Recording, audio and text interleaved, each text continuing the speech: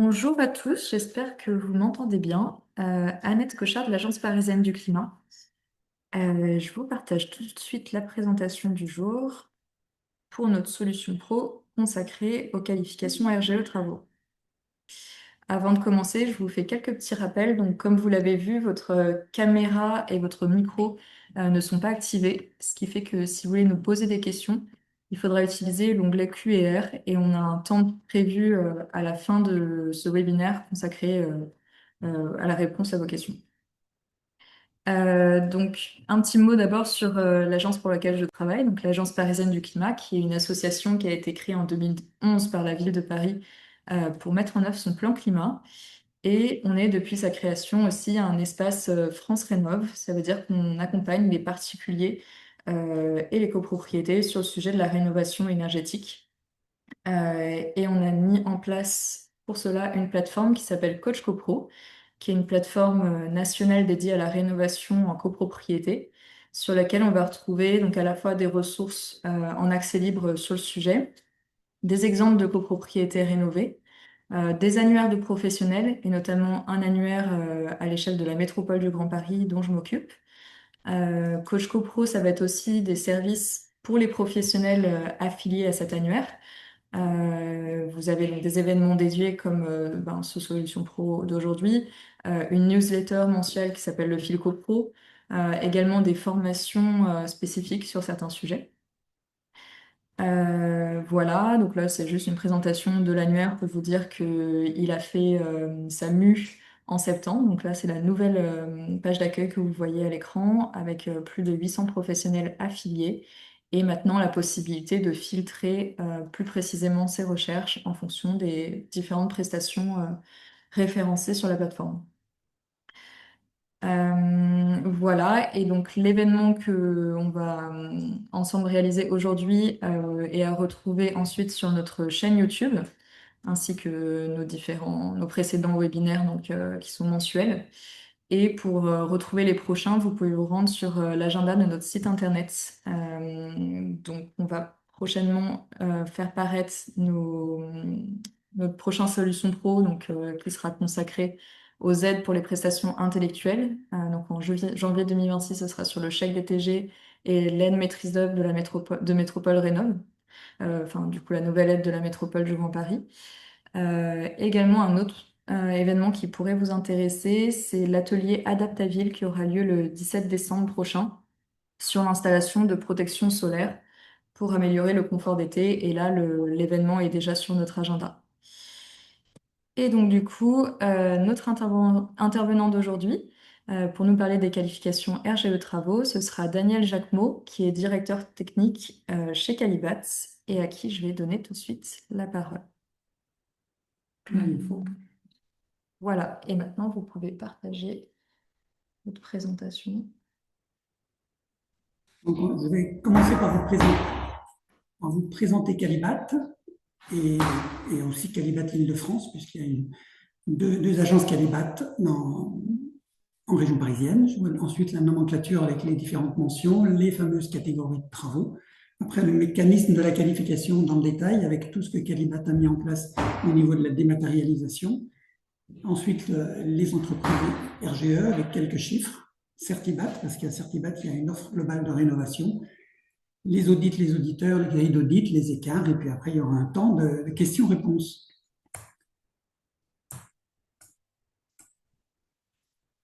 Donc, Calibat, c'est une association loi 1901 qui a été créée en 1949. Sa mission, c'est de promouvoir la fiabilité dans le bâtiment. Donc, à travers des labels de qualification et de certification, on valorise une sélection d'entreprises de toute spécialité, de toute taille, ça va des plus petites jusqu'aux majors, des entreprises qui ont fait preuve de leurs compétences et de leur savoir-faire.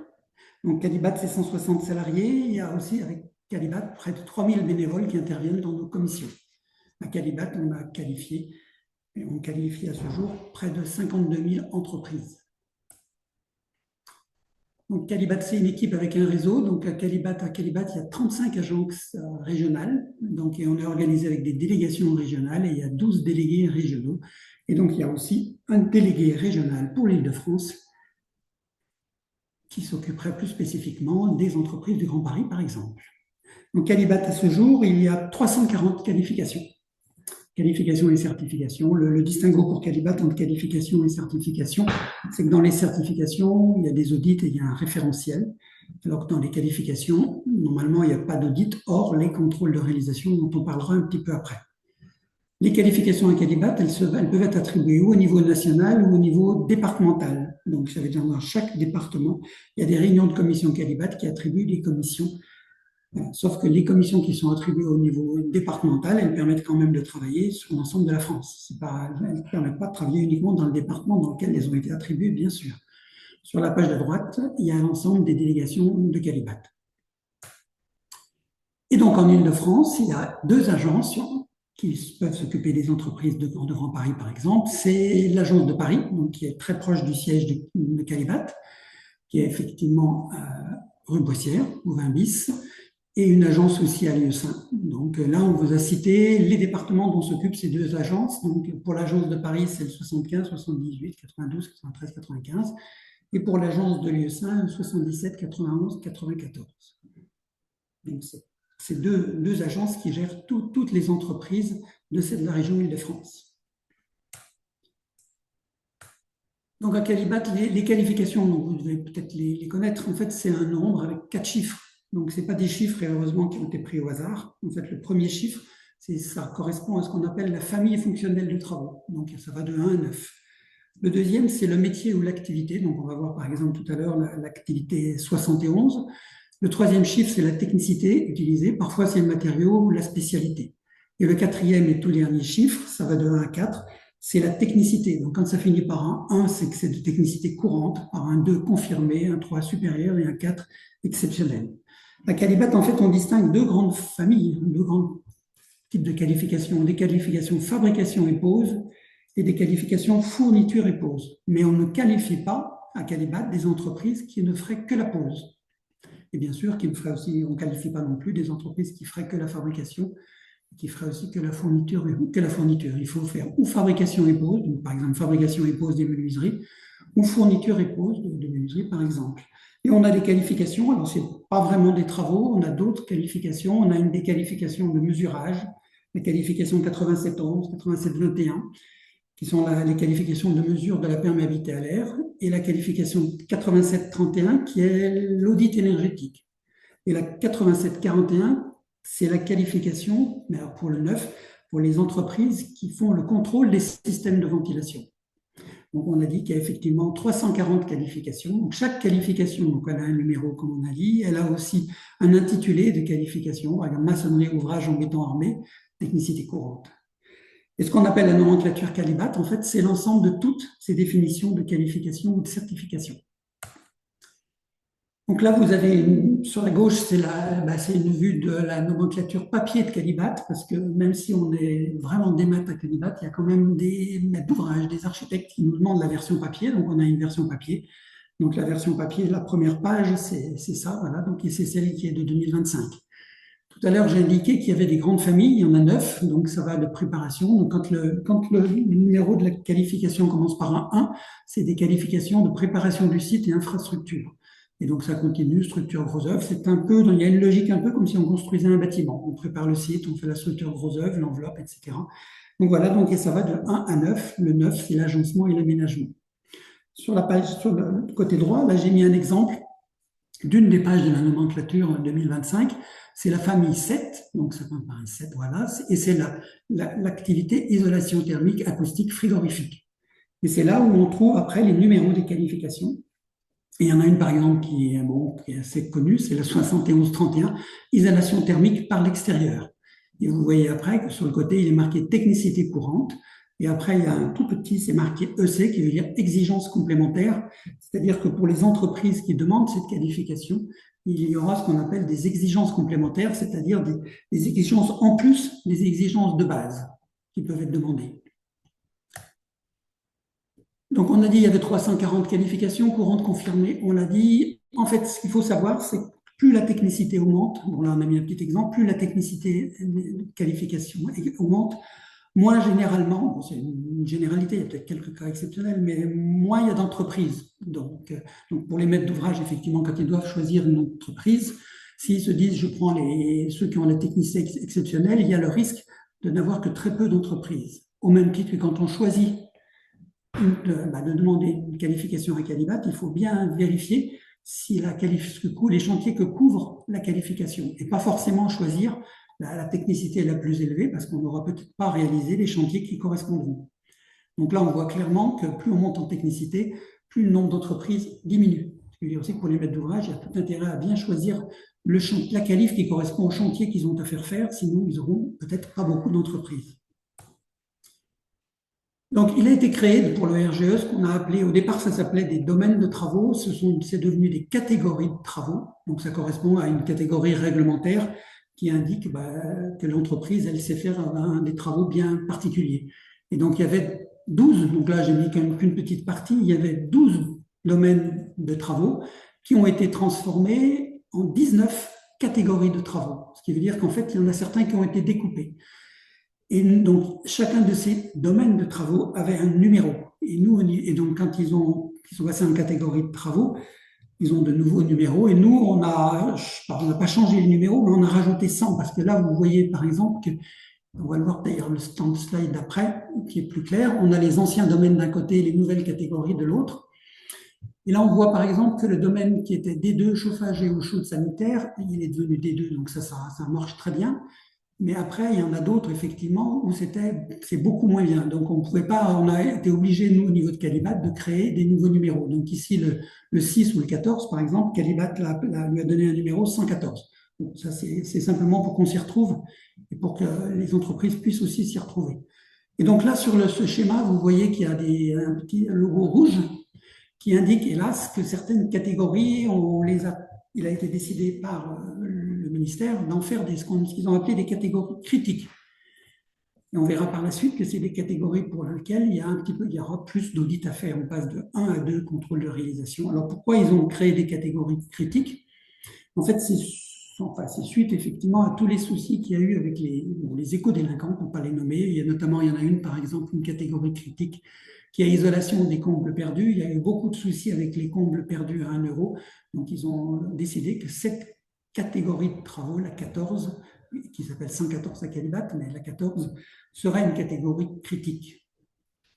Bon, voilà. Donc, les pompes à chaleur, c'est pareil, catégorie critique, parce qu'il y a eu effectivement, vous vous souvenez, des pompes à chaleur à 1 euro, enfin beaucoup de dérives, voilà, sur lesquelles Calibat s'est battu, contre lesquelles Calibat s'est battu. Donc, avant, quand on parlait de domaine, il y avait deux grands types de domaines, l'actif et le passif, et maintenant, il y a deux familles. Donc, la famille A qui est une famille système et la famille B qui est la famille isolation. Alors, il y a un intérêt à savoir qu'il y a deux familles parce que tous les audits, en fait, vont être vraiment séparés selon les familles. Donc, ça va être vraiment assez indépendant. Ce qui va se produire, les audits qui vont se produire sur la famille A ne vont pas forcément concerner la famille B, et c'est heureux. Donc, bon, on se doute bien que dans ce qui est système, c'est là où on a mis les chaudières, c'est là où il y a les appareils hydrauliques de chauffage bois, etc. Donc, tout ça, et pour finir, il y a la ventile, et tout le reste, ça correspond à tout ce qui est isolation, donc isolation et menuiserie. Donc là, on a mis un petit schéma pour que vous voyez effectivement les fameuses catégories de travaux. Donc, alors pourquoi ils ont créé des catégories de travaux alors qu'on aurait pu se baser simplement sur les qualifications? Parce qu'en créant les catégories de travaux, ça permettait aux entreprises de ne pas avoir un très grand nombre de qualifications. Donc, on va le voir un petit peu dans un slide après, on le comprendra mieux dans un slide après. Donc là, ça indique effectivement les catégories de travaux en fonction du type d'isolation et autres qui est à faire. Et c'est là, voilà, en fait, c'est là où on voit effectivement peut-être l'intérêt des catégories de travaux.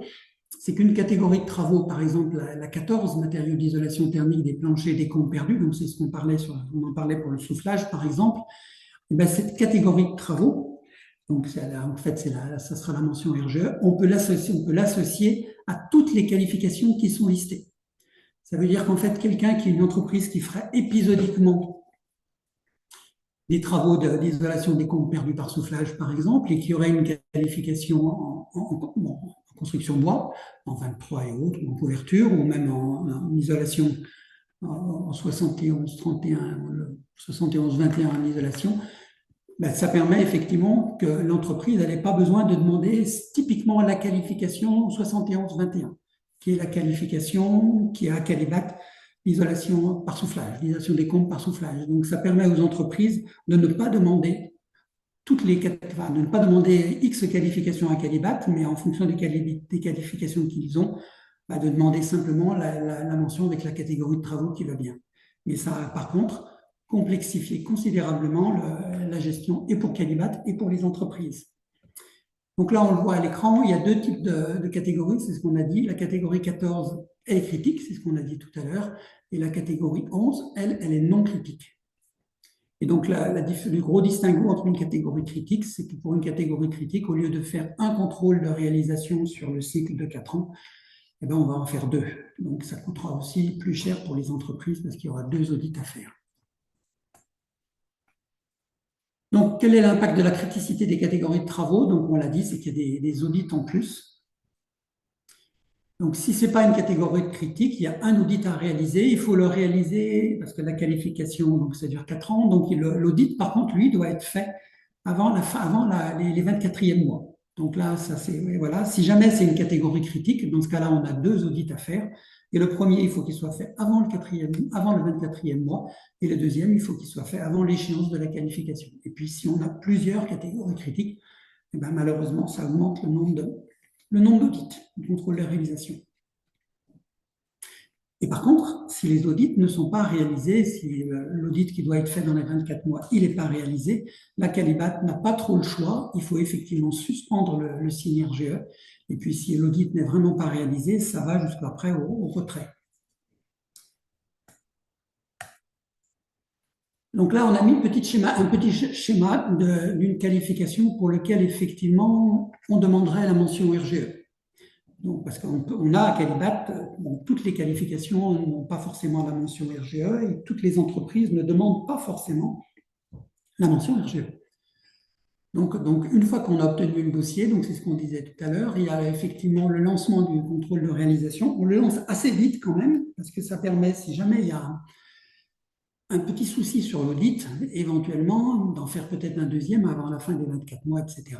Ou si l'entreprise n'a pas forcément les chantiers, donc, et puis ça permet si jamais il y avait des écarts, ça permettra à l'entreprise de lever les écarts sans qu'il y ait de soucis.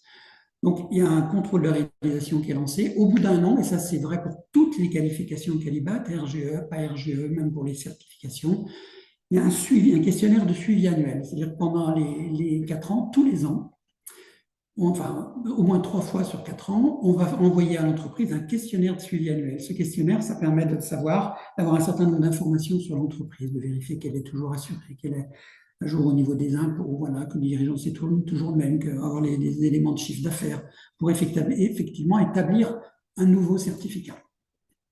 Et puis au bout de 4 ans, ou de 2 ans si on est en probatoire, donc si on est en 2 ans, si on est en probatoire, la révision se passe au bout des 2 ans, mais dans le cas standard, qui est un cas pour 4 ans, il y a un dossier de révision au bout de 4 ans. Et le dossier de révision, il est un peu plus light que le dossier de première demande. Alors, comment on devient RGE? En fait, pour être RGE, il faut d'abord effectivement avoir une qualification et après obtenir la mention RGE. Donc, et dans le cadre de la mention RGE, il faut désigner un référent RGE et c'est le référent RGE qui doit être formé, comme on verra un petit peu après, qui devait être formé avant Fimat Rénov et maintenant avec Rénov Perf. Donc là, dans le slide précédent, on voyait qu'effectivement, il y avait à Calibat, il y a 2 qualifications qui sont ce qu'on appelle transverses et qui sont particulières. C'est la qualification 8611 des éco-artisans et la qualification 8621 les pros de la perf. Et ces 2 qualifications qui sont RGE, enfin qui peuvent être RGE. Alors, comment on devient Calibat? Donc, pour être Calibat, pour à peu près une très grande majorité de nos qualifications, ça peut se faire, on peut faire une demande et on peut remplir son dossier complètement sur l'espace entreprise Calibat. Donc, ça se fait complètement en dématérialisé. Donc, il y a un petit peu 2 idées. La première idée, c'est qu'effectivement, on va sur le site Calibat et on remplit, il y a une sorte de formulaire qui permet effectivement après de bien définir ce qu'on veut, quelle qualification on veut. Après, l'agence Calibat établira un bon de commande, on règle le bon de commande et on continue son dossier en ligne. Donc, tout peut être fait en ligne. Donc, ça, c'est la première solution. Donc là, on voit les éléments qu'on demande, nom, email, téléphone, entreprise, fonction.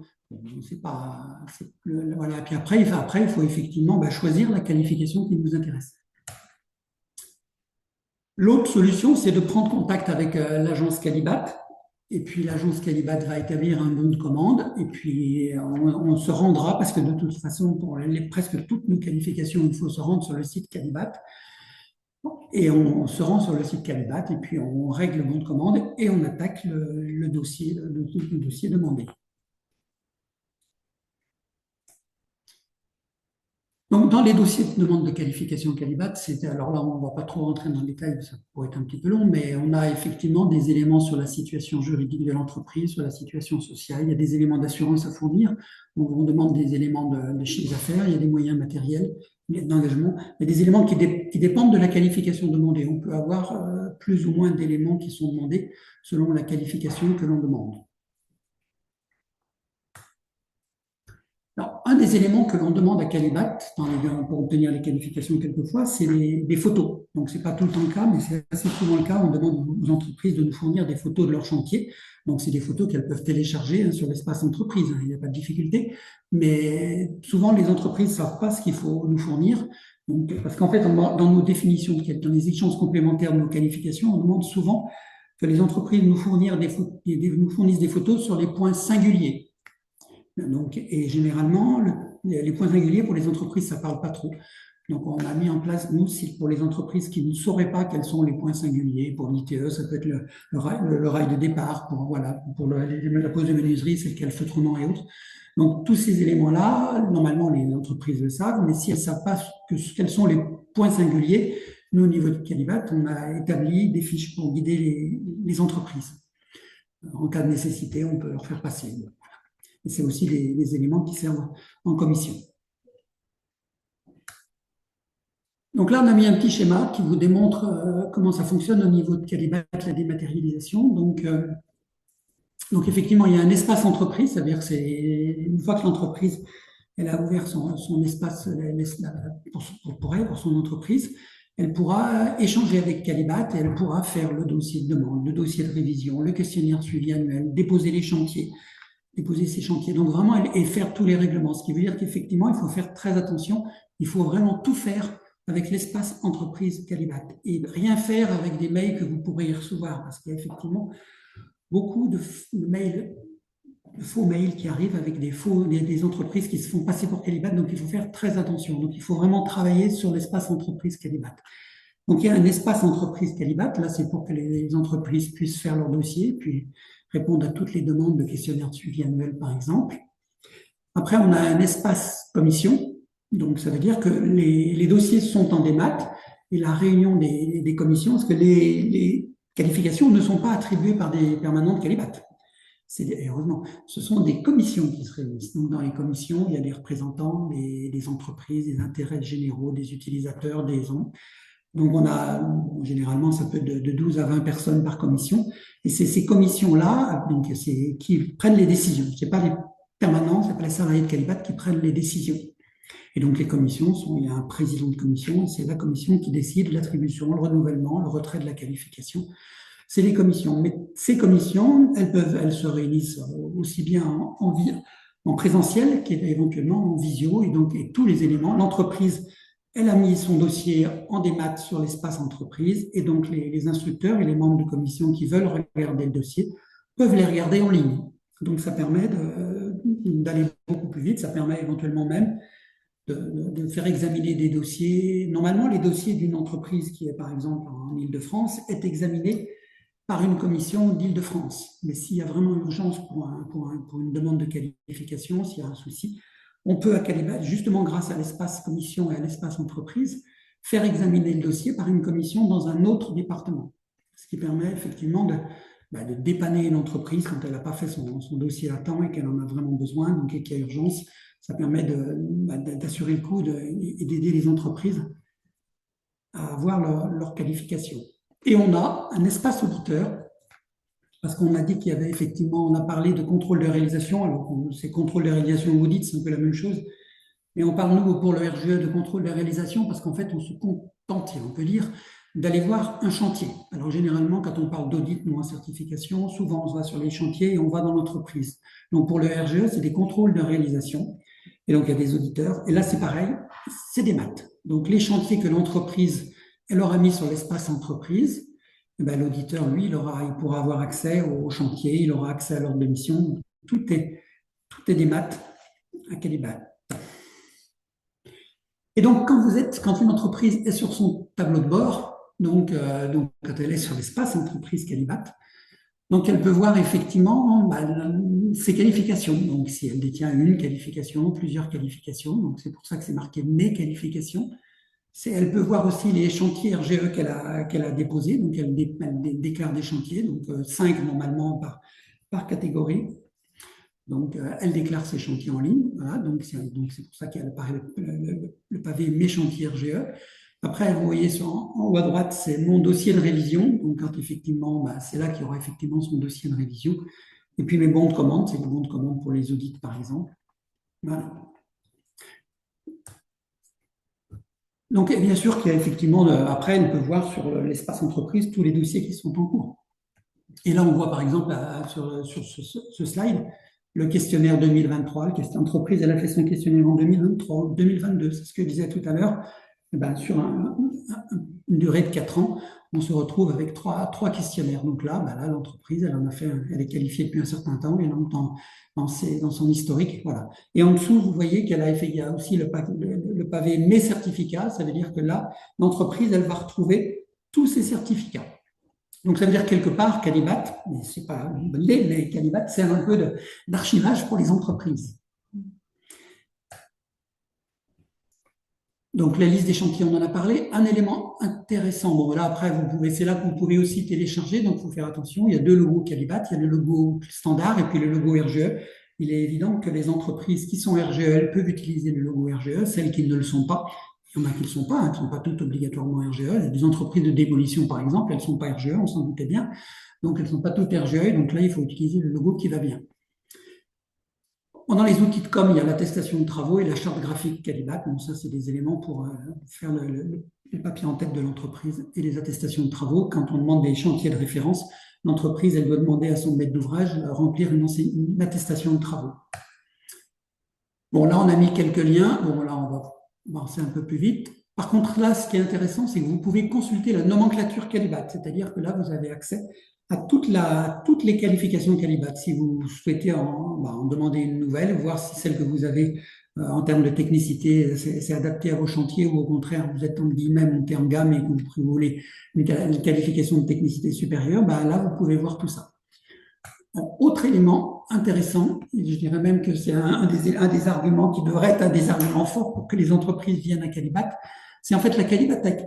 Parce qu'en fait, on vous donne accès avec la Calibatech. Alors, à une époque, on ne donnait accès à une entreprise qui faisait de la charpente qu'aux documents type DTU, par exemple, qui concernaient son activité. Maintenant, en fait, à Calibat, vous avez accès à l'ensemble, un peu comme le REF, vous avez accès à l'ensemble de tous les documents type DTU, mais pour tous les métiers. Donc, si vous faites de la charpente, vous aurez aussi accès au DTU couverture, vous aurez accès à tous les éléments, donc qui vous permettraient. Et pourquoi ça a été fait? On a fait ça parce qu'en fait, dans la pratique, ça permet aux entreprises qui souhaitaient se lancer dans une nouvelle activité, mais d'avoir en fait effectivement les documents déjà les documents techniques, sans être obligé d'aller les acheter à Fneur ou autre.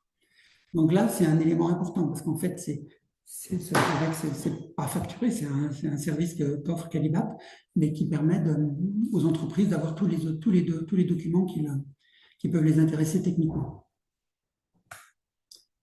Bon, là, on voit un petit peu de manière précise qu'il apparaît, bon, il y a des règles neige et vent, voilà, donc qui apparaissent un DTU 36.5, voilà, celui qui est plus que bien connu.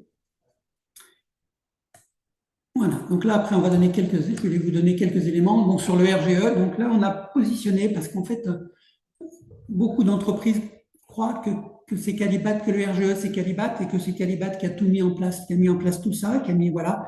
Nous, en fait, quelque part, ce que l'on a mis en place, c'est à la demande des ministères, voilà, donc à la demande de l'ADEME, de la DHEP, etc. Mais c'est pas Calibat qui a choisi, qui a des catégories critiques et autres. Donc, voilà. Donc, pour le RGE, il y a en fait les organismes de qualification, donc bon, Calibat, mais il n'y a pas que Calibat aussi qui qualifie les entreprises et qui permet aux entreprises d'être RGE. Pour tout ce qui est électricité, c'est qu'il y a Qualifelec. Et pour tout ce qui est ENR, il y a aussi Quali2NR. Donc nous, à Calibat, on a, donc je ne vais pas forcément préciser tout ça, mais on a des qualifications pour tous les métiers du bâtiment, sauf l'électricité.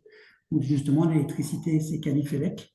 Mais sinon, on couvre, ça va de la couverture en passant, là aussi, nous aussi, par les énergies renouvelables. Donc on a des qualifs en photovoltaïque, en PAC, etc. Et on a mis que les exigences réglementaires, ben voilà, c'était le ministère du Travail et de la Solidarité, il a peut-être changé de nom depuis, avec les formations FIBAT, ça c'est tout ce qui était exigence réglementaire. Qui est la marque RGE? La marque RGE, elle n'appartient pas qu'à l'IBAT, elle appartient à l'ADEME en fait. Donc voilà, c'est l'ADEME qui... Et qui c'est qui surveille en fait tout ce système-là? Donc là, on a marqué, il y a la surveillance la DGCCRF et la Direction départementale de la protection des populations, des DPP, qui surveillent, qui sont, voilà, donc quand il y a généralement des plaintes, etc., ça peut remonter jusqu'à eux. Et puis nous, au niveau de Calibat, on est nous-mêmes, donc là, on ne l'a pas forcément fait figurer, mais on a un agrément ministériel, c'est-à-dire qu'effectivement, nous aussi, si nous, on lance des contrôles de réalisation dans les entreprises, eh ben nous aussi, on est audité dans le cadre de notre agrément ministériel. Et puis on a cité après tous les autres organismes, l'ANIL, etc., France Rénov', on aurait pu citer l'agence voilà, du climat.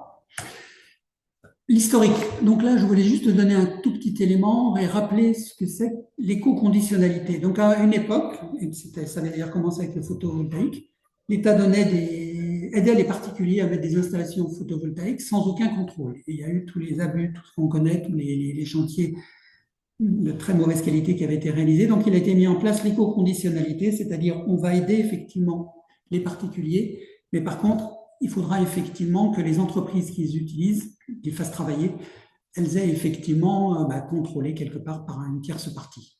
Donc, tout ce qui est effectivement RGE, ça a commencé à partir de 2014-2015. Et il y avait ce qu'on a dit tout à l'heure, actif-passif avec les domaines de travaux, et c'est devenu des catégories de travaux. En 2023, il y a eu des grilles d'audit qui ont été modifiées. Et c'est surtout aussi pour ça que j'ai cité un petit peu l'historique, c'est qu'en 2025, à partir du 1er octobre, il y a eu aussi des changements sur les formations. Et donc, on a marqué que la mission de Calibat, donc c'est un des organismes de qualification qui est conventionné avec les ministères, et on a un agrément ministériel. Avant, c'était le COFRAC qui venait nous auditer. Maintenant, on a un agrément ministériel.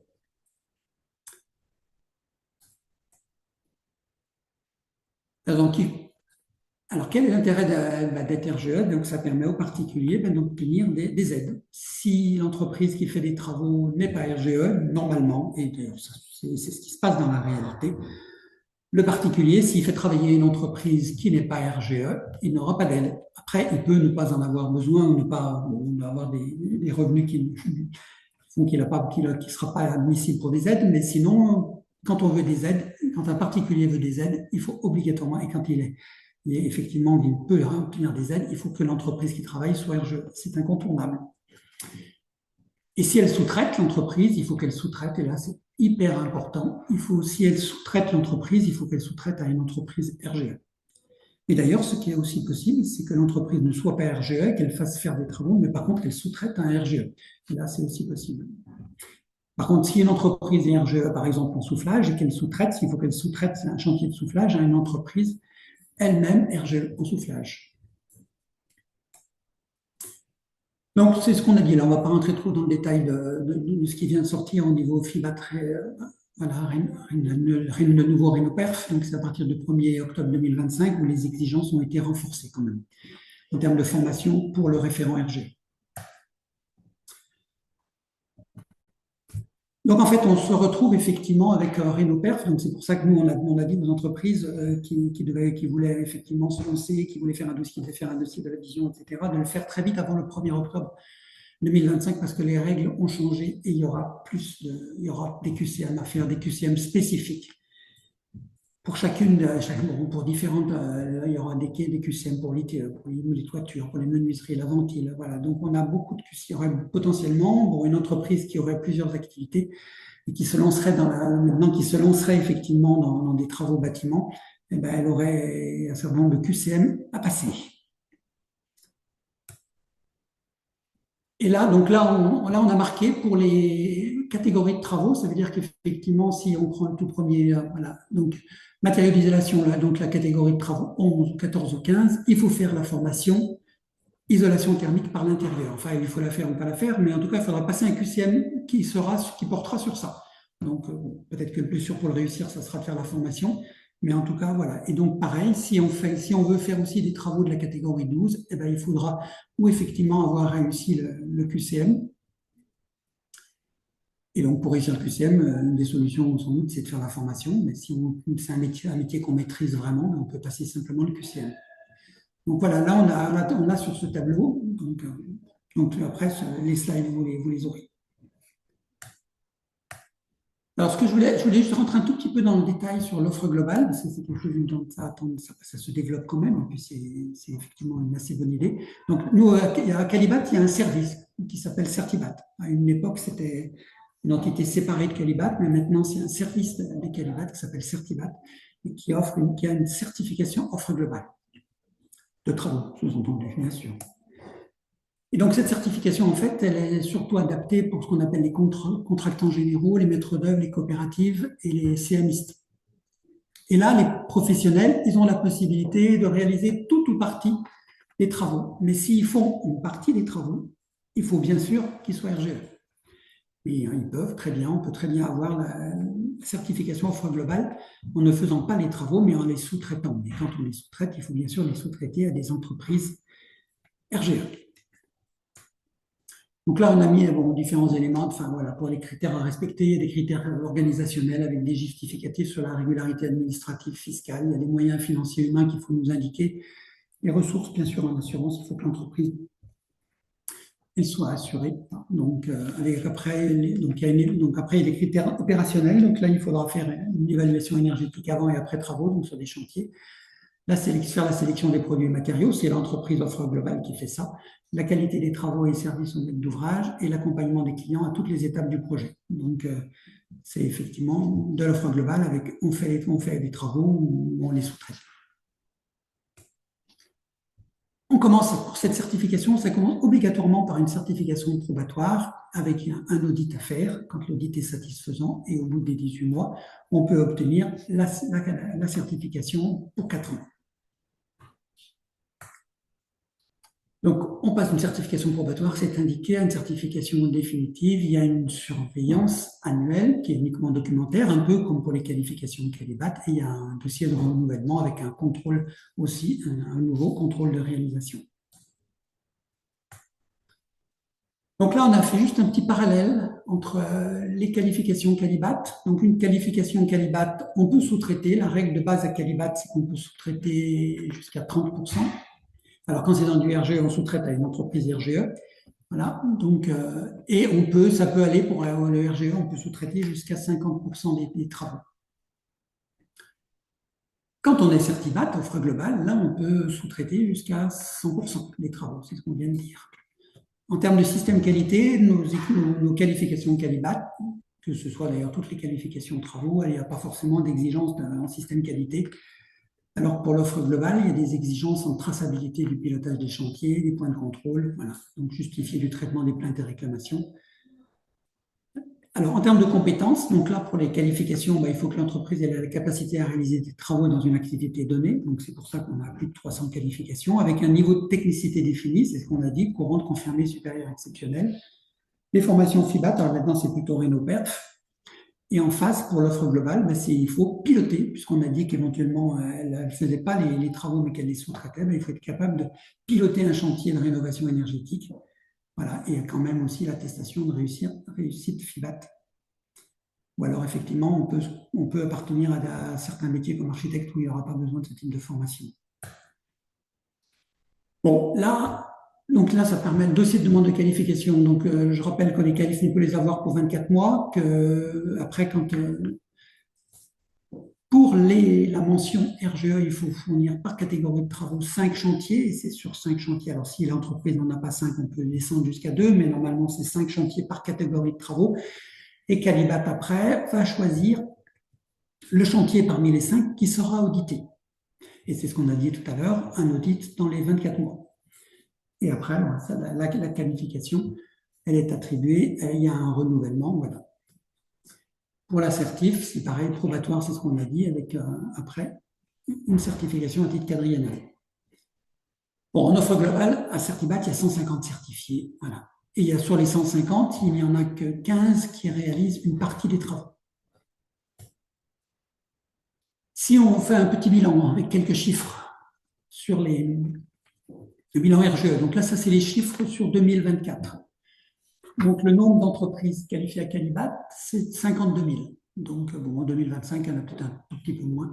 Bon, c'est aux environs de 52 000 et qui détiennent 90 000 qualifications. C'est-à-dire qu'en fait, on se rend compte, si on fait une simple division, qu'on n'a même pas 2 qualifications par entreprise. Donc, la moyenne, c'est presque peut-être aux environs d'un 8. Donc, voilà. Donc, on a beaucoup à Calibat d'entreprises qui n'ont qu'une seule qualification. Et à côté de ça, on a quelques entreprises qui ont une douzaine ou une quinzaine de qualifications.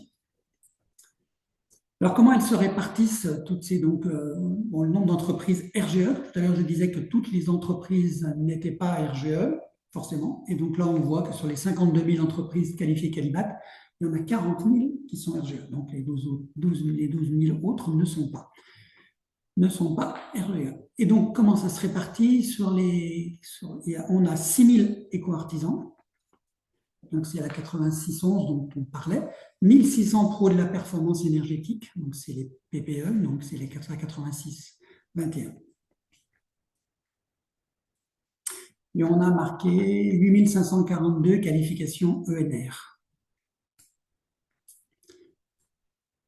Bon, là, en fait, on a marqué l'intérêt de ce petit diagramme, c'est que ça vous permet de voir quelle est la qualification, quelle est la première qualification, celle où on a le plus d'entreprises qualifiées à Calibat. Et en fait, c'est la qualification 3511, et on en a près de 10 000, en fait, c'est la pose de fenêtre, 3511. Fourniture et pose de fenêtre. Donc après, effectivement, et après, on se retrouve avec la qualification 8611 des éco-artisans. Après, la 7122, c'est l'isolation par l'intérieur, et la 7131, c'est l'ITE. Vous voyez, après, effectivement, on a effectivement beaucoup moins d'entreprises par qualification, mais vraiment, et ça reste assez stable, le nombre d'entreprises 3511, et c'est vrai aussi que la plupart des entreprises 3511 sont RG. Et donc la catégorie 14, alors après là, c'est pareil, on vous a donné pour fouiller un petit peu, parce que les chiffres sont vraiment assez parlants, comment ça se répartit avec les catégories de travaux. Donc on a les 2 premières catégories de travaux, donc c'est effectivement ce que j'ai indiqué en dessus, c'est la catégorie 14 et la catégorie de travaux 9, qui est l'isolation des comptes perdus. Donc effectivement, c'est là où c'est la catégorie de travaux où on a le plus d'entreprises. Et la deuxième, c'est l'isolation thermique des parois vitrées verticales, donc tout ce qui est menuiserie, donc c'est quand même pas un hasard. Alors là, j'ai mis ce slide parce que ça permettra, au moins pour tous ceux qui nous écoutent, pour les entreprises qui nous écoutent, d'être assez contents des entreprises de manière globale Calibat, parce qu'en fait, contrairement quelquefois à ce qui est dit, là, on a mis les résultats des audits qui sont faits à Calibat, par Calibat. L'année passée, on a fait 19 000 audits. Et donc là, on voit que donc, EM, ça veut dire écart majeur avec un M majuscule, et EM avec un M minuscule, c'est écart mineur. Et on voit qu'en fait, alors en 2022, il y avait 5% des audits où on avait effectivement des écarts majeurs ou des écarts mineurs. Alors le nom, peu importe, mais voilà. Donc on voit que c'est infiniment stable. Et ce qu'on voit d'ailleurs sur plusieurs années, c'est que les écarts reste quand même assez constant, même très constant, que ce soit par qualification, de manière globale, ça reste très constant à Calibat. Alors, on pourrait penser que les entreprises devraient potentiellement s'améliorer, mais on a aussi des nouvelles entreprises à Calibat. Donc, bon, ce qui fait qu'effectivement, c'est infiniment constant. Et donc là, on voit qu'en 2022, on avait 5% d'entreprises qui avaient des écarts majeurs, écarts mineurs, 5% qui avaient des écarts majeurs seulement. Bon, la conclusion de tout ça, c'est effectivement sans écart, et c'est ça qui est intéressant. Ça veut dire que 82%, par exemple, en 2022, 82% des audits que l'on a fait, il n'y avait pas d'écart. Donc, tous ceux qui effectivement critiquent les entreprises sans trop savoir, en réalité, quand on fait des très grands nombres, d'audits, parce que quelquefois il y a des écarts sur des chantiers, bien sûr, mais quand on fait des grands nombres d'audits et quand on regarde effectivement les résultats sur des grands nombres de contrôles de réalisation, on se rend compte que les entreprises qui sont qualifiées Calibat font quand même, travaillent bien de manière globale. Donc c'est un peu pour tordre le cou à certains écrits ou mails ou autres ou sur Internet qui disent qu'effectivement les entreprises du bâtiment travaillent plutôt mal, elles travaillent plutôt très bien, et heureusement. Nous, on a un service plainte et réclamation. En réalité, on a donc les particuliers qui ne sont pas contents d'une entreprise peuvent nous écrire et on reçoit en tout et pour tout 200 plaintes réclamations par an que l'on traite vraiment. On en reçoit plus que ça, mais généralement, ça peut être aussi des plaintes personnes qui n'ont pas fait travailler les entreprises Calibat. Donc, là, on a mis, comme on est en Île-de-France, enfin, voilà, donc on a mis le nombre d'entreprises qualifiées Calibat par département. Donc, on voit que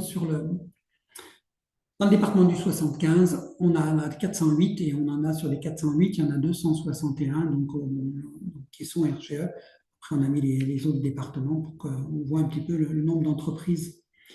Voilà, le département en Île-de-France où on en a le plus, c'est le 77. Hein, non, si c'est le 77, c'est le 92. Et là, on a fait un peu pareil. On a mis effectivement les catégories de travaux. Donc là, on a pris sur toute l'Île-de-France avec les différents départements par catégorie de travaux. Et d'ailleurs, je crois qu'on se retrouve de toute façon, dès qu'on a des noms un tout petit peu importants, mais ça se recoupe avec les autres régions. Il n'y a pas trop de raisons. Donc, on avait dit quand c'était 14 et quand c'était 9, c'était pas mal. Ben, effectivement, on se rend compte que là aussi, quand c'était 14, voilà, on a aussi c'est là aussi où on a le plus d'entreprises.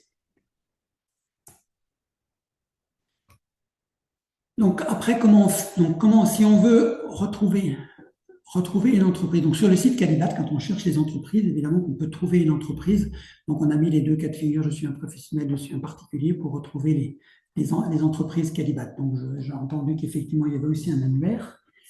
Voilà, mais on peut aussi les retrouver sur le site Calibat. Et sur le site Calibat, on retrouve toutes les entreprises en Île-de-France, comme partout en France et comme dans les DOM et autres.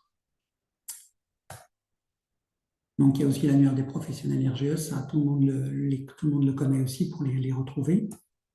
Donc, maintenant, il y a une carte qui permet après, on peut zoomer sur la carte, donc, qui permet de retrouver localement des entreprises. Et puis, nous, au niveau de Calibat, il y a une application Calibat. Il y a une application Calibat qui permet effectivement de retrouver les entreprises. Quand on cherche un professionnel près de chez soi, on peut le retrouver. Voilà. Donc, on a développé donc, depuis l'année passée une application Calibat. Bon, voilà, comme il est déjà admis. Voilà. Bon, je voulais juste vous dire, donc là, c'est juste quelques slides pour montrer ce que les auditeurs voient. Donc là, les auditeurs, ils ont un tableau de bord, effectivement, pour planifier tous leurs audits. Donc là, on voit en bas que cet auditeur-là, il a effectivement 3 audits à faire. Alors ça, c'est pour dire que les entreprises qui auront un contrôle de réalisation, elles vont recevoir de la part de l'auditeur un plan d'audit. Le plan d'audit, quelque part, ça permet à l'auditeur de valider la date de l'audit. Et l'entreprise, en le signant, c'est quelque part, elle valide aussi la date qui a été choisie. Donc, il faudra effectivement respecter que l'auditeur et que l'entreprise, et donc que le client à ce moment-là soit disponible, parce que pour les contrôles de réalisation Calibat, il faut obligatoirement l'entreprise, bien sûr, l'auditeur, bien sûr, et le client, qui, à la limite, le client, c'est plutôt pour qu'il ouvre la porte, qu'il puisse voir le chantier, mais en tout cas, il faut tout le temps les 3. L'auditeur ne peut pas aller sur un chantier sans l'entreprise. Ça, il ne peut pas faire ça, parce qu'il faut effectivement que l'entreprise, lors de l'audit, elle explique effectivement, si on arrive sur un chantier terminé, c'est intéressant d'interviewer quelque part l'entreprise. Donc, il faut absolument l'entreprise. Un audit pour Calibat, s'il n'y a que l'auditeur et le particulier, il n'est pas recevable. Les auditeurs savent.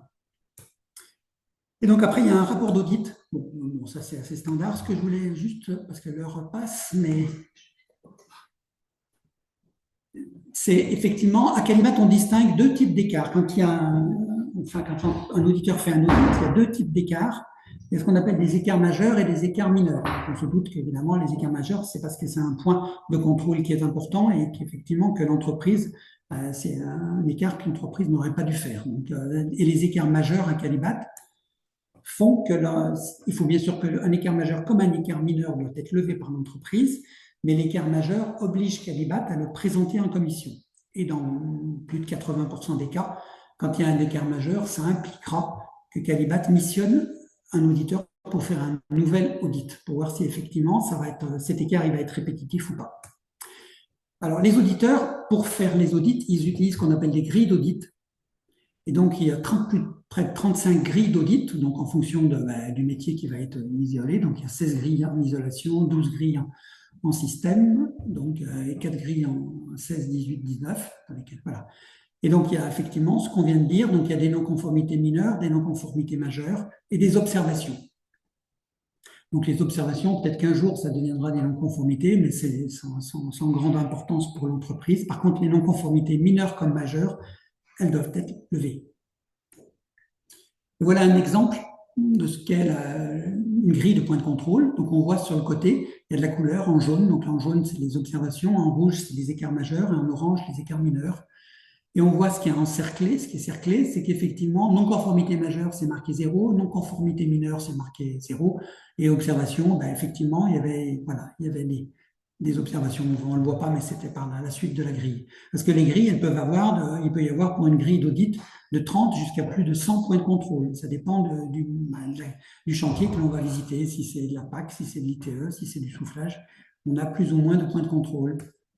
Et là, on voit effectivement, il y a effectivement, là ça indique, parce que c'est en fait, le tableau remonte le nombre de non-conformités. Donc là, on voit qu'effectivement, le tableau, il indique qu'il y a une non-conformité majeure. Donc là, effectivement, donc là, il va falloir que l'entreprise lève l'écart et en plus, le dossier sera présenté en commission. Donc, parce que donc, le rapport d'audit, il y a la grille, et puis après, il y a effectivement l'auditeur pour la non-conformité. Là, il y a des fiches d'écart, et dans la fiche d'écart, quand c'est un écart majeur, il doit mettre une photo pour effectivement que la commission qui va examiner le rapport soit bien en phase avec l'auditeur. Les auditeurs, normalement, demandent que l'entreprise elle réponde à un questionnaire de satisfaction. Et donc, dans ce questionnaire de satisfaction, il y a différents. Donc là, donc là, il faut que les entreprises, effectivement, jouent le jeu et nous retournent le questionnaire de satisfaction, qu'elles soient satisfaites ou non, l'auditeur. Donc voilà, et après chaque audit, donc on a un retour qui n'est pas extraordinaire, qui est de près de 37%. Donc, voilà, 37% des entreprises qui nous retournent le questionnaire. Par contre, ce qui est quand même très intéressant, c'est qu'on a un taux de satisfaction. Donc, malgré que ce soit un audit, que ça ne fasse pas toujours plaisir aux entreprises, à 90%, elles sont quand même très satisfaites des audits qui sont faits, très satisfaites de l'auditeur, très satisfaites. Voilà. Dernier slide que je voulais vous montrer, c'était juste pour refaire un tout petit topo sur le photovoltaïque à Calibat, qui fait partie des ENR.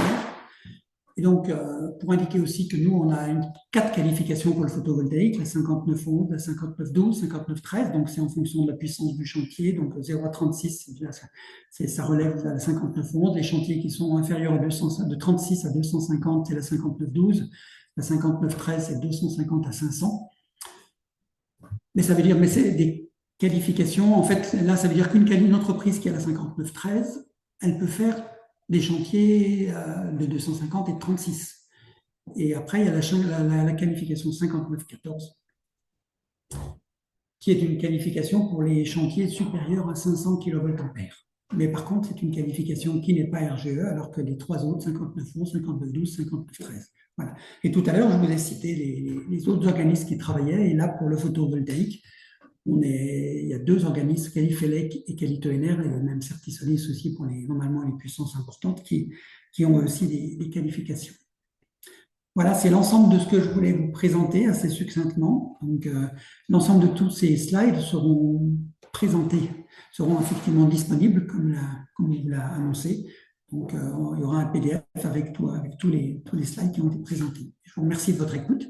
Et si vous avez des questions, je suis prêt à y répondre. Oui, merci beaucoup, Le chat, monsieur. je ne sais pas s'il y avait des questions. Alors, je ne sais pas si vous m'entendez. Donc oui, il y a des questions en ligne. Moi, Et en effet, j'entends la pas. présentation sera bien envoyée après à tous les participants. Alors, première Mais je vais question, me est-ce mettre que aller vous dans la salle m'entendez là-bas, bien? comme ça je pourrais répondre avec vous. Oui, j'arrive tout de suite.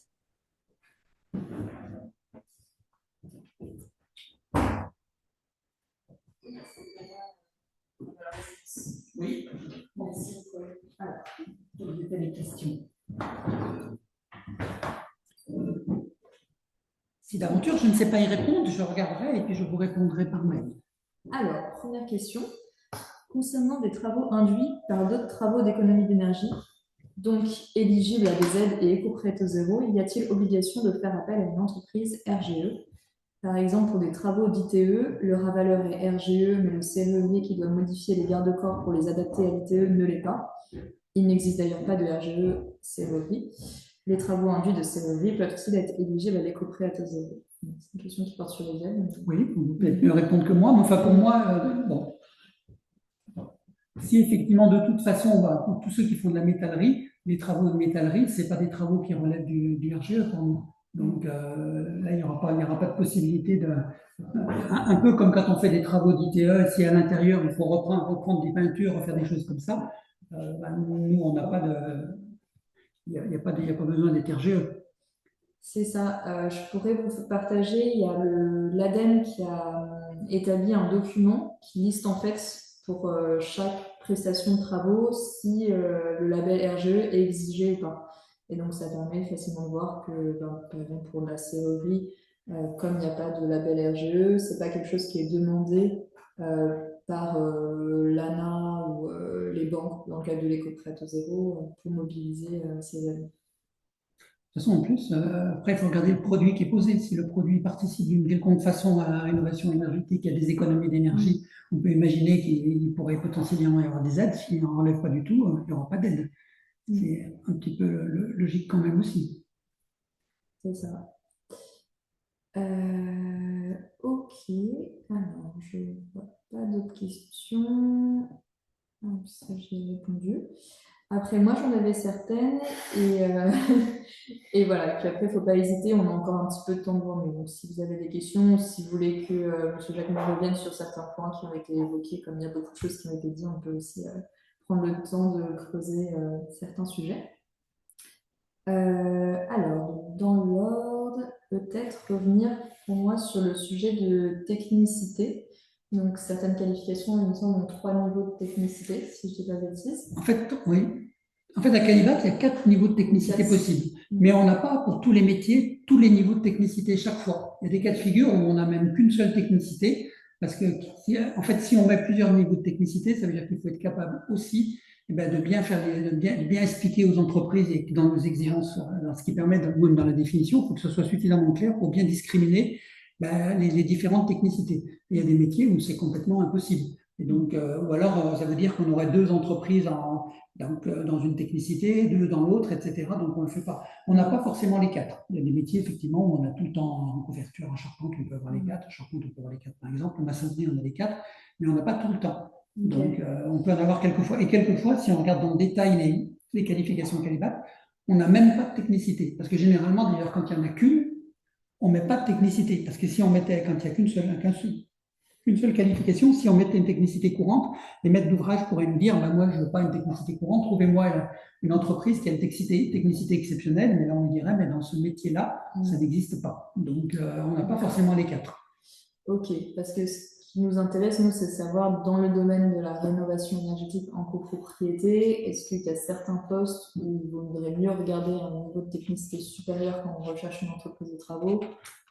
Après, si on augmente la technicité, c'est ce qu'on disait tout à l'heure, après, il y aura fatalement beaucoup moins. Donc, il faut regarder dans la définition. Et après, si vous voulez un peu peaufiner, vous pouvez regarder aussi dans ce qu'on appelle les exigences complémentaires. Donc, c'est les exigences auxquelles doivent répondre les entreprises pour obtenir une qualification. Parce que la définition, c'est juste un libellé de 3 lignes qui dit, en fait, voilà ce que couvre la qualification.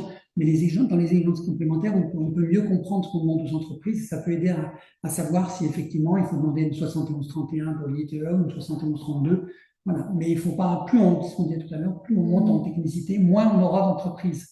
Et quelquefois, on passe de 10 000, enfin, on exagère pour les menuiseries, à 3511, à une 3512, où on en a beaucoup moins, toute une centaine. Enfin, donc, il faut faire très attention quand on demande des technicités, parce qu'après, on peut se retrouver avec très peu d'entreprises. D'accord. Il faut regarder le libellé. Ça dépend aussi de la complexité du projet. Voilà, il faut regarder, parce que généralement, ce qui fait la technicité pour Calibat, c'est la complexité des chantiers. Quand si c'est de la maçonnerie haute, en béton armé haute, là, ça peut être lié à la hauteur des bâtiments. Mais après, dans d'autres métiers, c'est vraiment la technicité du chantier. Et on a aussi des qualifications, par exemple en PAC, où il n'y a que deux niveaux possibles, mais c'est en fonction de la surface du chantier. La surface de plancher, par exemple. Donc, il y a différents critères qui permettent de discriminer entre deux niveaux de technicité. Ok. Merci pour cette réponse. Je regarde celle du mouvement de ce côté-là. Non. Alors, peut-être un deuxième sujet sur lequel j'aimerais revenir un petit peu.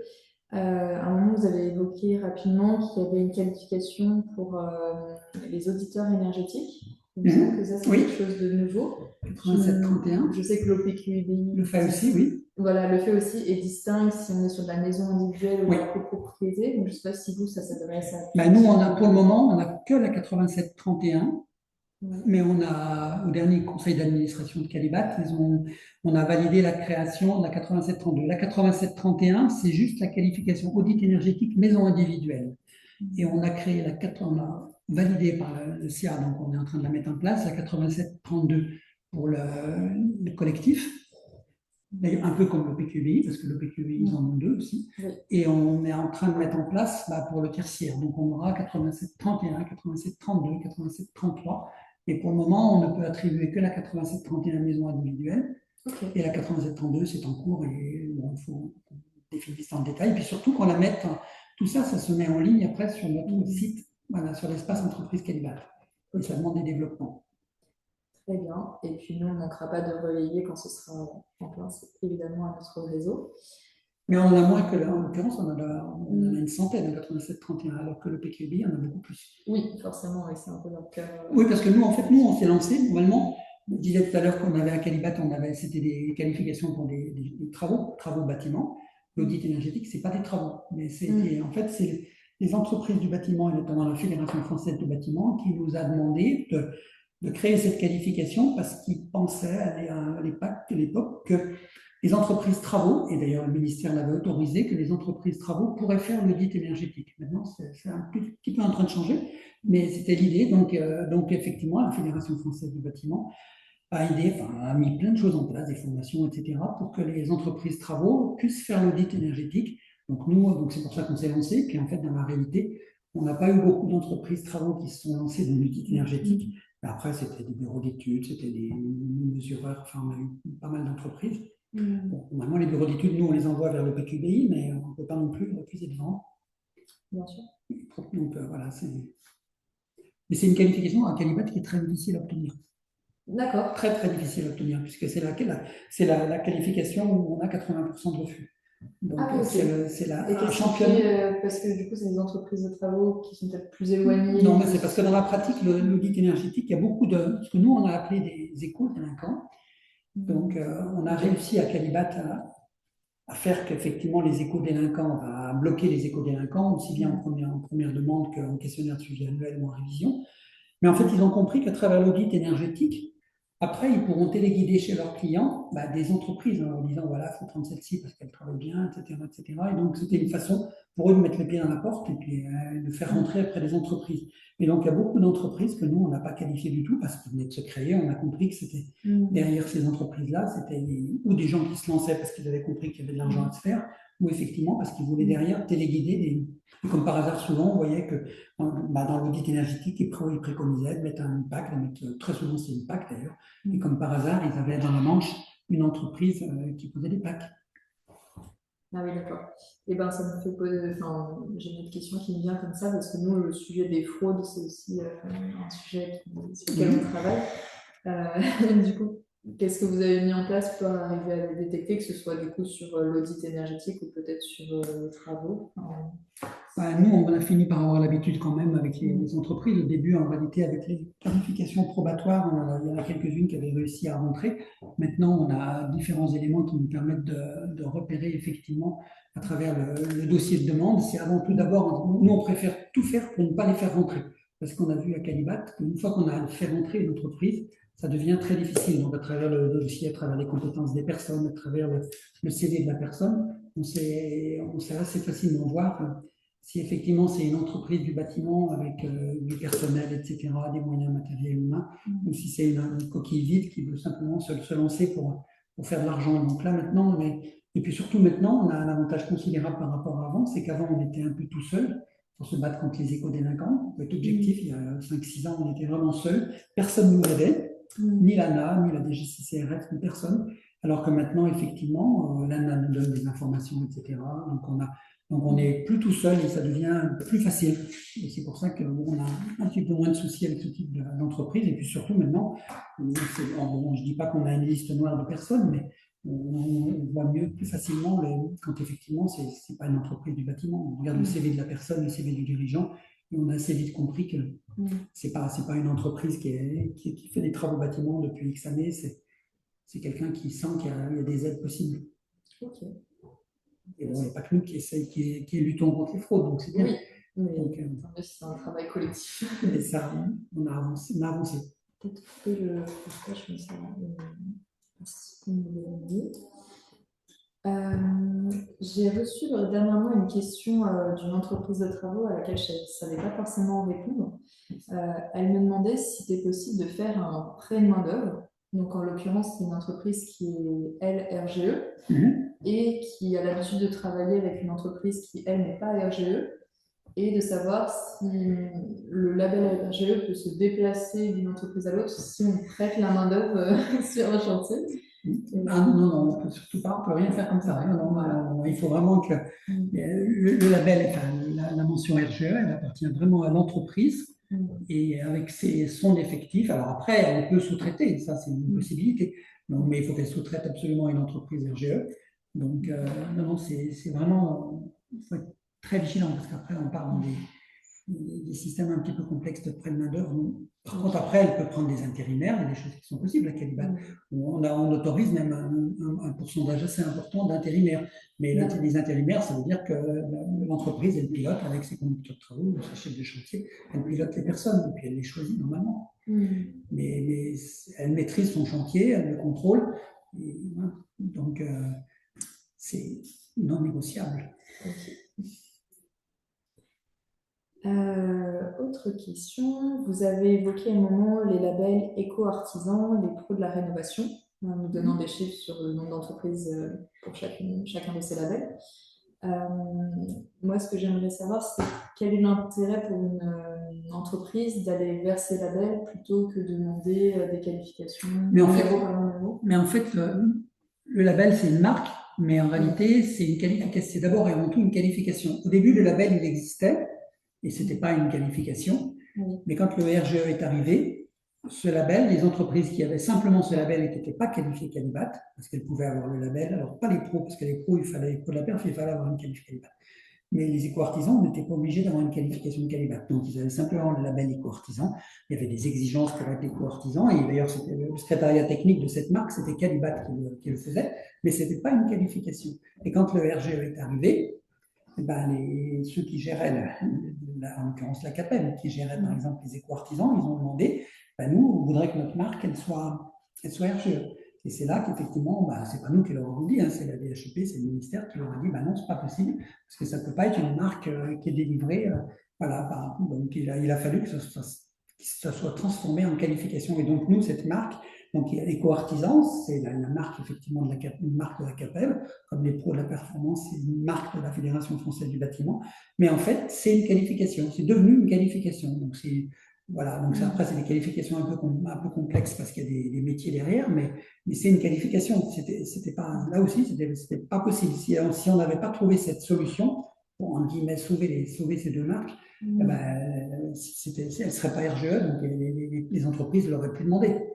Alors que là, ils bénéficient quand même de l'atout de ces deux marques, et pour autant, il y a une qualification derrière. Donc ça veut dire qu'il y a des audits, enfin comme toutes les qualifications Qualibat.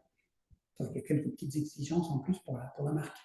D'accord, donc il y a des exigences en plus, et après, c'est une qualification comme une autre. Voilà. Donc, mais c'est pour ça, comme c'est ce que nous on appelle les qualifications transverses, on a pu difficilement, on ne pouvait pas les mettre en maçonnerie, on ne pouvait pas les mettre en couverture, en fermeture, etc. Donc, on les a mis un peu à part dans tout ce qui est 86, qui est lié à tout ce qui est rénovation énergétique et autres. Je sais qu'avant, il y avait, il me semble, un annuaire des éco-artisans qui permettait de les identifier plus Peut-être sur la facilement. CAPED, je ne sais pas, mais maintenant, si on cherche quels sont ceux qui sont éco-artisans, sur le site Calibat, en cherchant 86 ondes, vous les avez tous. Hein. Et pareil, si vous voulez savoir quels sont ceux qui sont pro de la perf, ben, on cherche les 86-21, vous les avez tous. Puisque de toute façon, ça n'a pas de sens de ne pas être RGE. Oui. Et donc, du coup, c'est un gage de qualité supplémentaire. Oui, il y a des éléments en plus pour la marque, mais c'est plus un atout, c'est plus commercialement, c'est plus commercial qu'autre chose, les deux marques. Ok. Peut-être une autre question aussi qui m'est venue tout à l'heure, sur les durées de validité des qualifications, ou plutôt quand la validité arrive à échéance pour l'entreprise. J'imagine qu'elle est notifiée de cette échéance. Ben en fait, elle reçoit déjà, parce que les entreprises, elles peuvent avoir plusieurs qualifications et elles n'ont pas forcément envie de réviser toutes leurs qualifications. Elles peuvent décider d'abandonner des qualifications, mais si elle en a qu'une, on lui envoie longtemps à l'avance, 8 mois avant, on lui envoie le bon de commande pour effectivement acheter ou ne pas acheter le dossier de révision. Donc, elle a largement le temps de faire son dossier de révision et donc elle le fait longtemps à l'avance et nous, ça nous permet de passer le dossier de révision en commission et de renouveler ou pas, ou de demander des éléments complémentaires voilà, pour faire la révision de la qualification. Et donc, si c'est au bout de 4 ans, donc ça laisse, c'est pas des dossiers de révision, c'est tous les 4 ans, donc c'est quand même pas très proche. Mais par contre, si c'est un probatoire, c'est tous les 2 ans. Ouais. Sachant qu'on ne peut pas avoir 2 qualifications probatoires de suite. Après une qualification probatoire, où on n'a plus rien, où on a effectivement une qualification quadriennale. D'accord. Et la plupart des entreprises font cette démarche de demander la révision de leur qualification? Alors, en fait, c'est automatique, c'est nous qui l'anticipons au niveau de Calibat. Pour pas parce qu'effectivement, on ne peut pas dépasser le délai de 4 ans. Donc, il faut absolument, au bout des 4 ans, le dossier de révision, il était examiné avant la fin des 4 ans d'ailleurs, il a été examiné et qu'il y ait une décision de commission qui effectivement renouvelle la qualification. On ne renouvelle pas la qualification le jour même, la fin de validité s'est renouvelée avant et ça permet de... Ça repart pas d'interruption en fait. Non, mais il ne faut pas qu'il y ait d'interruption parce que voilà, sinon on repart à zéro, c'est une première demande. S'il y a une interruption parce que l'entreprise n'a pas fait son dossier de révision, pour X raison, eh ben, on n'est pas en révision et quand on a un dossier de révision, il y a par exemple que 2 chantiers de référence qui sont demandés. Quand on est en première demande, si malheureusement elle a arrêté pour X raison, hein, elle n'a pas fait son dossier de révision à temps, et ben, quand elle va vouloir revenir, ça va être comme un dossier de première demande. Ça veut dire qu'au lieu de donner 2 chantiers de révision comme en révision, elle en donnera 3. Elle repasse comme en première demande. Après, tout ça maintenant est fait sur l'espace entreprise, donc ça va assez vite. Hein, c'est pas... Mais il faut le faire à temps. Mais c'est Calibat qui est effectivement les moteurs de tout ça. Sinon, effectivement, les entreprises pourraient oublier de demander. Mais si elles demandent la veille pour le lendemain, ce sera compliqué pour Calibat de passer en commission. Parce que tous les dossiers de première demande, de révision, tous les rapports d'audit avec écart majeur passent devant les commissions. Oui, et en parlant de probatoire, j'ai cru entendre, je ne sais plus si c'est le cas ou pas, qu'à un moment l'annuaire France Rénov n'allait plus faire apparaître les entreprises en probatoire. Je ne sais plus si c'est le cas ou... Non, ça apparaîtra toujours et ça continuera. Par contre, la seule velléité qu'il y a eu à un moment, c'est qu'il y a eu effectivement des idées au niveau de certains ministères effectivement, de supprimer la qualification entre à titre probatoire. Parce qu'effectivement, certains, les coups délinquants, ont commencé par une probatoire. Donc, ils ont pensé qu'en supprimant la probatoire, mais en réalité, c'était une très mauvaise idée parce qu'il y a aussi des gens qui se lancent pour créer des. Avant d'être un major du BTP, il a peut-être fallu commencer par être une petite entreprise. Et donc, c'est très bien qu'il puisse y avoir des petites entreprises qui se lancent et qui commencent par une qualif probatoire. Donc, c'est pas. Et sur France Rénov, il y a des probatoires comme les autres. Et c'est tout à fait souhaitable. On peut être une entreprise qui a déjà plusieurs qualifications et on peut très bien avoir des qualifications pour 4 ans, 3 qualifications pour 4 ans et une 4e en probatoire si on se lance dans une activité. Donc, supprimer cette possibilité, c'est une mauvaise idée. D'accord. Donc, finalement, oui, ça ne change rien à l'activité de l'entreprise aujourd'hui d'être en probatoire. Non, et puis quand on regarde un peu les résultats en probatoire, en termes d'écart, ils ne sont pas plus mauvais que pour les entreprises dans le cadre réel. Donc, parce qu'effectivement, l'entreprise, quand elle se lance dans une activité, elle essaye de bien faire au départ. Donc, les écarts sur les audits sont pas pires que, enfin, pas pires. Il n'y en a pas beaucoup, donc, mais en tout cas, ne sont pas supérieurs à ceux qu'on a pour les entreprises quadriennales. Ok, merci, c'est super.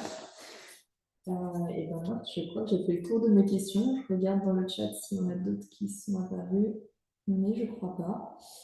Donc là, on arrive bientôt à la fin du webinaire. Je ne sais pas s'il y a quelque chose que vous voulez ajouter. Non, je pense qu'on a fait un petit tour d'horizon. Après, au niveau de Calibat, on est prêt aussi bien au niveau des deux agences que de la direction technique que je représente à répondre à toutes les questions. Je pourrais rajouter à la limite mon adresse mail dans. Voilà, donc pour des questions techniques un petit peu pointues, je peux essayer de répondre. Super, bon, bah, ça c'est toujours apprécié. Et puis sinon, ben, vous pouvez aussi vous adresser à l'adresse pro.coachcopro qui est dédiée à l'agence aux échanges avec les professionnels. Et je pourrais aussi relayer toutes demandes auxquelles je ne pourrais pas apporter une réponse. Et voilà, normalement demain, je vous envoie la présentation avec peut-être d'autres documents sur le sujet. Et voilà, c'était un peu le tour de ce que j'avais à dire. Donc je vous souhaite à tous une très bonne soirée. Merci à tous d'avoir participé. Et puis à bientôt peut-être. Bonne soirée. Merci. Au revoir. Au revoir.